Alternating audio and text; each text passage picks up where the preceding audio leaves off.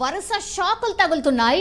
ఎందుకంటే త్వరలోనే పార్లమెంట్ ఎన్నికల వేళ మరో బిగ్ షాక్ తగిలింది అనుకోవచ్చు. ఎందుకంటే తాజాగా తెలంగాణ భవన్కు రెవెన్యూ శాఖ నోటీసులు జారీ చేసింది. పార్టీ కార్యాలయంలో వాణిజ్య కార్యకలాపాలపై నోటీసులు జారీ అయ్యాయి. బీఆర్ఎస్ పార్టీ ఆఫీసులో టీ న్యూస్ ఛానల్ ద్వారా వ్యాపారం చేస్తున్నారు అంటూ నోటీసులో పేర్కొంది. పార్టీ ఆఫీస్ నుంచి టీ న్యూస్ ఛానల్ను ఎప్పటిలోగా షిఫ్ట్ చేస్తారో అంటే వారంలోగా వివరణ ఇవ్వాలి దీనిపై అంటూ తెలంగాణ భవన్ ఇన్ఛార్జ్ శ్రీనివాస్ రెడ్డిని అయితే ఆదేశించింది. సో 2011 నుంచి కూడా టీ న్యూస్ ఛానల్ను బీఆర్ఎస్ భవన్లోనే యాజమాన్యం నిర్వహిస్తోంది. ఇది అందరికీ తెలిసిందే. సో 2011 ఏప్రిల్లో టీ న్యూస్ను స్థాపించగా అప్పటి నుంచి కూడా ఛానల్ నిర్వహణ తెలంగాణ భవన్లోనే కొనసాగుతోంది. నిబంధనలకు విరుద్ధంగా పార్టీ ఆఫీసులో టీ న్యూస్ను ఎలా నిర్వహిస్తారో చెప్పాలంటూ కూడా రెవెన్యూ శాఖ నోటీసుల్లో పేర్కొంది. కాగా టీ న్యూస్ను తెలంగాణ భవన్ నుంచి మరో చోటుకు మార్చేందుకు కూడా ప్లాన్ చేస్తున్నట్టుగా సమాచారం. సో ఈ నోటీస్తో ఛానల్ను శరవేగంగా మార్చే ప్రయత్నాల్లో ఉన్నట్టు కూడా మనకున్నటువంటి సమాచారం. ఇన్పుట్ ఎడిటర్ సంజయ్ జాన్ అవుతున్నారు. సంజయ్, ఏం చేయబోతోంది తెలంగాణ భవన్ వర్గాల నుంచి? ఎట్లాంటి ఇన్పుట్స్ అందుతున్నాయి? మరి ఎప్పటిలోపు ఈ టీ న్యూస్ని ఇంకో చోటుకి తరలించే అవకాశం కనిపిస్తోంది? సౌమ్య, మొత్తం మీద బీఆర్ఎస్ పార్టీకి శాఖల మీద శాఖలు తగులుతున్నాయని చెప్పుకోవచ్చు. మన కాళేశ్వరం కావచ్చు, ఈరోజు టీ న్యూస్ ఆఫీస్ కావచ్చు. ఇలా మొత్తం మీద రేవంత్ రెడ్డి ప్రభుత్వం వచ్చినప్పటి నుంచి ఇప్పటివరకు 2 శాఖల మీద శాఖలు తగులుతూ కొంత బీఆర్ఎస్ పార్టీకి సంబంధించింది కావచ్చు, బీఆర్ఎస్ పార్టీకి సంబంధించినటువంటి నాయకులు కావచ్చు, వారికి శాఖల మీద శాఖలు తగులుతున్నాయని చెప్పుకోవచ్చు. మన కాళేశ్వరము ప్రాజెక్టుకు సంబంధించినటువంటి పిల్లర్ కుంగిన ఘటన కావచ్చు, తర్వాత ఈరోజు నిన్న జరిగినటువంటి బీఆర్ఎస్ భవన్లో టీ న్యూస్ నడపడం కూడా నడపడం వెనుక ఆంతర్యం ఏంటి? అసలుకు పార్టీ కార్యాలయాల్లో వాణిజ్య సముదాయానికి సంబంధించినటువంటి వ్యాపార కార్యకలాపాలు నడిపియొద్దు అనే ఉద్దేశంతో రెవెన్యూ అధికారులు నిన్న పొద్దువేయడానికి సాయంత్రము నోటీసులు అందజేశారు. అంటే బీఆర్ఎస్ పార్టీకి సంబంధించినటువంటి బీఆర్ఎస్ భవన్ ఇన్ఛార్జ్ ఎవరైతే ఉన్నారో జి శ్రీనివాస్ రెడ్డి వ్యక్తిని కలిసి ఈ పార్టీ ఆఫీసులలో వాణిజ్య వ్యాపారాలు కానివచ్చు, లేకపోతే ఇతరతర ఎలాంటి అంటే వ్యాపకాలని కూడా పార్టీ కార్యాలయంలో కొనసాగించకూడదనేసి ఈ నోటీసులో పేర్కొనడం జరిగింది. ఒకటి. రెండవది ఏంటి అంటే ఈ పార్టీ అంటే టీ న్యూస్ని ఎప్పటిలోగా ఈ పార్టీ కార్యాలయం నుంచి మీరు షిఫ్ట్ చేస్తారు. రెండవది. మూడవది ఏంటంటే 2011 నుంచి ఇప్పుడు 2024 వరకు కూడా టీ న్యూస్ ఆఫీసు బీఆర్ఎస్ భవన్లోనే కొనసాగించడం వెనుక వీటన్నిటి వెనుక నిజంగా కూడా ఒకటి ఇక్కడ 2 అంశాలు మాట్లాడుకోవాలి.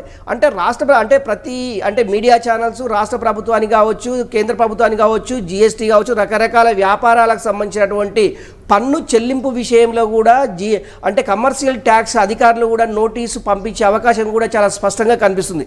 నిజంగా వేల కోట్ల రూపాయలు వ్యాపారాలు చేసుకుంటూ రాష్ట్ర ప్రభుత్వానికి ట్యాక్స్ ఎగవేత అంశం కూడా కమర్షియల్ ట్యాక్స్ సంబంధించినటువంటి అధికారులు కూడా యోచిస్తున్నట్లు ఉన్నటువంటి మనకు సమాచారం. ఒకటి.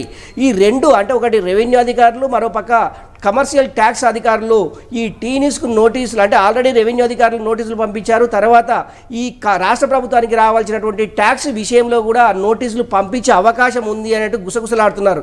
నిజంగా కూడా రేవంత్ రెడ్డి అధికారంలోకి వచ్చిన వెంటనే బీఆర్ఎస్ గత ప్రభుత్వము రాష్ట్రానికి చేసినటువంటి అన్యాయం కావచ్చు, అవినీతి కావచ్చు, వీళ్ళు రకరకాల ఇష్యూ పైన వీళ్ళు లేవనెత్తిన అంశాలు ఏవేవి ఎక్కడెక్కడ అక్రమాలు జరిగావి,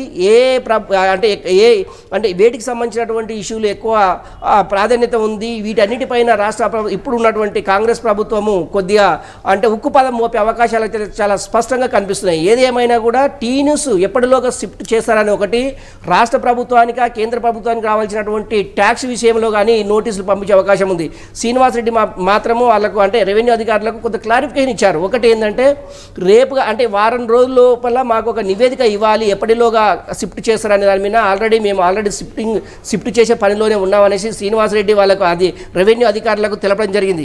నిజంగా కూడా టీ న్యూస్కు ఇంకా ఎలాంటి ఏవేవి వీటికి సంబంధించినటువంటి అంటే ఎవరెవరు ఏ డిపార్ట్మెంట్కి సంబంధించిన అధికారులు నోటీసులు పంపే అవకాశం ఉంది అనే దాని మీద కూడా కొంత బీఆర్ఎస్లో కొంత గందరగోళమైన పరిస్థితి అయితే నెలకొందని చెప్పుకోవచ్చు. ఒకటి ఇలాంటివి ఇంకా ఏమైనా చేస్తుండ్రా అనే కోణంలో కూడా రాష్ట్ర ప్రభుత్వానికి సంబంధించినటువంటి వివిధ డిపార్ట్మెంట్లకు సంబంధించినటువంటి అధికారులు కొంత నివేదికలు తెప్పించుకొని అంటే ఓన్లీ టీ న్యూస్కు సంబంధించిన అంశమే కాదు బీఆర్ఎస్కు సంబంధించినటువంటి బీఆర్ఎస్ వర్గాలకు చేస్తున్నటువంటి వ్యాపారాలు కావచ్చు, బీఆర్ఎస్ చేస్తున్నటువంటి కార్యకలాపాలకు సంబంధించినటువంటి అందరికీ నోటీసులు పంపించేసి రాష్ట్ర ప్రభుత్వానికి రావాల్సినటువంటి అంశాల మీద రాష్ట్ర ప్రభుత్వానికి రావాల్సినటువంటి ట్యాక్స్ల విషయంలో కావచ్చు, రాష్ట్ర ప్రభుత్వానికి రావాల్సినటువంటి బకాయిలు కావచ్చు, వీటన్నిటిపైన రాష్ట్ర ప్రభుత్వం దృష్టి పెట్టిందని చెప్పుకోవడానికి టీ న్యూస్లో అది బీఆర్ఎస్ పార్టీలో టీ న్యూస్ చేస్తున్నటువంటి కార్యకలాపాలే ఉదాహరణ చెప్పుకోవచ్చు. సౌమ్య, సంజయ్, జనరల్లీ పార్టీ ఆఫీస్లో మీడియా హౌసెస్ నడపొద్దా అదే నిబంధన, లేకపోతే పార్టీ ఆఫీస్లో ఎనీ పార్టీ ఆఫీస్లో ఇంకో కమర్షియల్ ఆఫీస్ నడపొద్దా? ఏంటి నిబంధనలు ఏం చెప్తున్నాయి?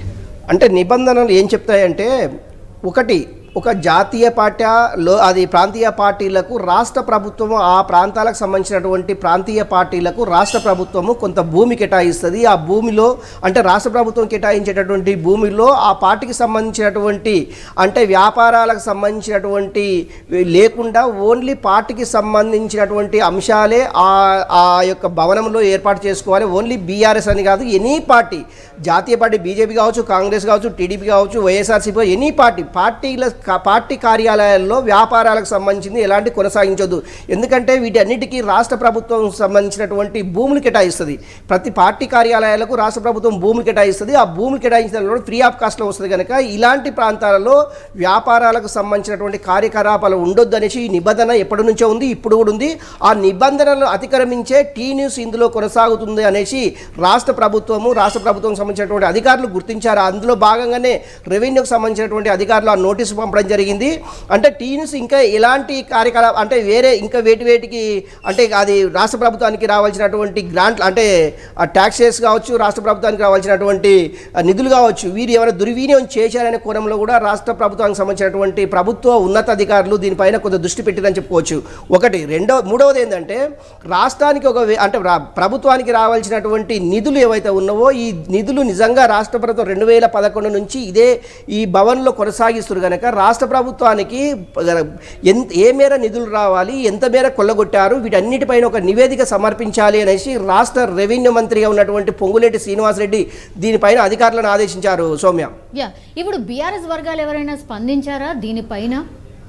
ఒకటి సౌమ్య అంటే ఇప్పటివరకు బీఆర్ఎస్కి సంబంధించినటువంటి నాయకులు కావచ్చు, ఎమ్మెల్యే ఎవరు దీనిపైన ఇంతవరకు స్పందించలేదు. ఓన్లీ బీఆర్ఎస్ పార్టీ కార్యాలయానికి సంబంధించినటువంటి ఎవరైతే ఇన్ఛార్జి ఉన్నారో శ్రీనివాసరెడ్డి దీనిపైన స్పందించారు. టీ న్యూస్కు సంబంధించినటువంటి ఆల్రెడీ మేము షిఫ్టెడ్ వర్క్లోనే ఉన్నాము, ఒక వారం లేకుంటే 10-15 రోజుల్లో మొత్తం షిఫ్ట్ చేసేసి దీన్ని ఖాళీ చేస్తామనేసి రెవెన్యూ అధికారులకు చెప్పడం జరిగింది ఓవరాల్గా. కానీ దీనికి సంబంధించినటువంటి పూర్తి నివేదిక రేపా ఎల్లుండా శ్రీనివాసరెడ్డి డీటెయిల్స్గా రెవెన్యూ అధికారులకు ఇచ్చే అవకాశం అయితే ఉంది. ఓన్లీ రెవెన్యూ డిపార్ట్మెంటే కాదు, రాష్ట్ర ప్రభుత్వానికి సంబంధించినటువంటి అధికారులు అంటే ఏ డిపార్ట్మెంట్లో ఈ ఛానల్ ఇన్వాల్వ్మెంట్ అయి ఉంటుంది వాళ్ళకి సంబంధించినటువంటి అధికారులు మొత్తం నోటీసులు ఇచ్చే అవకాశం అయితే అది ఇచ్చే అవకాశం ఉంది అనేసి కొంతమంది అది బీఆర్ఎస్ సంబంధించిన వర్గాలు కావచ్చు, కాకపోతే అధికారంలో ఉన్నటువంటి కాంగ్రెస్ పార్టీకి సంబంధించిన వర్గాలు కావచ్చు, దీనిపైన కొంత చర్చ అయితే జరుగుతుంది. సౌమ్య, ఓకే సంజయ్, మొత్తం మీద అది బీఆర్ఎస్ పార్టీకి వరుస షాక్లు తగులుతున్నాయని చెప్పొచ్చు. ఎందుకంటే త్వరలో పార్లమెంట్ ఎన్నికలు కూడా జరగబోతున్నాయి. సో ఇది బిగ్గెస్ట్ షాక్ వాళ్ళకి. తాజాగా తెలంగాణ భవన్కు రెవెన్యూ శాఖ అయితే నోటీసులు జారీ చేసింది. పార్టీ కార్యాలయంలో వాణిజ్య కార్యకలాపాలపై నోటీసులు జారీ అయ్యాయి. బీఆర్ఎస్ పార్టీ ఆఫీస్లో టీ న్యూస్ ఛానల్ ద్వారా వ్యాపారం చేస్తున్నారంటూ నోటీసులో స్పష్టంగా పేర్కొన్నారు. సో పార్టీ ఆఫీస్ నుంచి టీ న్యూస్ ఛానల్ను ఎప్పటిలోగా షిఫ్ట్ చేస్తారో అంటే వారంలోగా వివరణ ఇవ్వాలి వీటన్నిటిపైన అంటూ కూడా తెలంగాణ భవన్ ఇన్ఛార్జ్ శ్రీనివాసరెడ్డిని అయితే ఆదేశించినటువంటి సిచ్యువేషన్. 2011 నుంచి కూడా టీ న్యూస్ ఛానల్ బీఆర్ఎస్ భవన్లోనే యాజమాన్యం నిర్వహిస్తూ వస్తోంది. 2011 ఏప్రిల్లో టీ న్యూస్ను స్థాపించగా అప్పటి నుంచి కూడా ఛానల్ నిర్వహణ తెలంగాణ భవన్లోనే కొనసాగుతోంది. నిబంధనలకు విరుద్ధంగా పార్టీ ఆఫీస్లో టీ న్యూస్ను ఎలా నిర్వహిస్తున్నారో చెప్పాలంటూ కూడా రెవెన్యూ శాఖ నోటీసుల్లో పేర్కొంది. కాగా టీ న్యూస్ను తెలంగాణ భవన్ నుంచి మరో చోటుకు మార్చేందుకు ఆల్రెడీ ప్లాన్ చేస్తున్నట్టుగా మనకున్నటువంటి సమాచారం. అండ్ ఈ నోటీస్తో ఛానల్ను శరవేగంగా మార్చే ప్రయత్నాల్లో ఉన్నట్టు కూడా మనకు తెలుస్తోంది.